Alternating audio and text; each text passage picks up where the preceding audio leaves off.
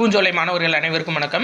இந்த வாரம் வியாழக்கிழமை டெஸ்ட்டில் நம்மளுக்கு 6th 7th polity, geography plus economics இருக்குல்லப்பா, இதில் முக்கியமான ஒரு இன்ஃபர்மேஷன் பார்த்துலாம். இது எப்படி ஈஸியாக ஞாபகம் வைக்கிறது அப்படின்னு சொல்லி பார்த்துலாம்ப்பா. அதாவது ஃபஸ்ட்டு பாருங்கள், வெஜிடேரியன் ஃபுல்லாகவே வந்துட்டு 50 தான்ப்பா. சரியா? வெஜிடேரியன் சாப்பாடு 50 ரூபா, காசு கம்மி தானே. அப்போ பாருங்கள், வெஜிடேரியன் அதாவது ஆலமரம் 1950, தாமரை 1950, மாம்பழம் 1950பா. இது மூணும் வெஜிடேரியன். அதுக்கடுத்து பாருங்கள், நான் வெஜிடேரியன் மயில், புளி. சரியா? அப்படி ஞாபகம் வச்சுக்கோங்கப்பா. அதாவது சிக்கனு மட்டனுன்ற மாதிரி நான் ஞாபகம் வச்சுருந்தேன். சரியா?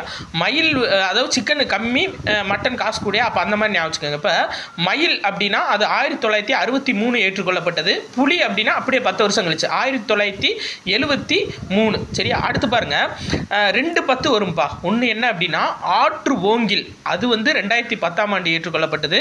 அதே மாதிரி யானை, அது 2010பா. இது ரெண்டுமே வந்து பார்த்தீங்கன்னா பெரிய அளவில் இருக்கும். சரியா? பார்க்கவே பிரம்மாண்டமாக இருக்கும். அப்போ 10 மார்க், ஃபுல் மார்க் கொடுத்துடலாம். சரியா? அப்போ ஆற்று ஓங்கில் வந்து 10, யானை 2010. சரியா? அடுத்து கங்கை ஆறு ஏற்றுக்கொள்ளப்பட்டது எப்போ அப்படின்னா 2008பா. இப்போ ஆறு வந்து எப்படி ஓடும்னா நேரம் ஓடாது. கங்கை ஆறு இப்படி 8 போட்டு ஓடும், லைசன்ஸ் எடுக்கிற மாதிரி. அப்போ கங்கை ஆறு அப்படின்றது 2008. கடைசியாக ஏற்றுக்கொள்ளப்பட்டது 2012 என்ன அப்படின்னா லாக்டோபேசிலஸ்பா. லாக்டோபேசிலஸ் பாக்டீரியா வந்து 2012 ஏற்றுக்கொள்ளப்பட்டுச்சு. இது வந்து தோழமை பாக்டீரியா அப்படின்னு சொல்லப்படுது.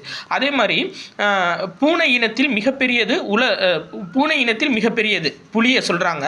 அதே மாதிரி மொத்த புலிகளோட எண்ணிக்கையில் இந்தியா 70% கொண்டுள்ளது அப்படின்னு சொல்லியிருக்காங்க. நன்றி.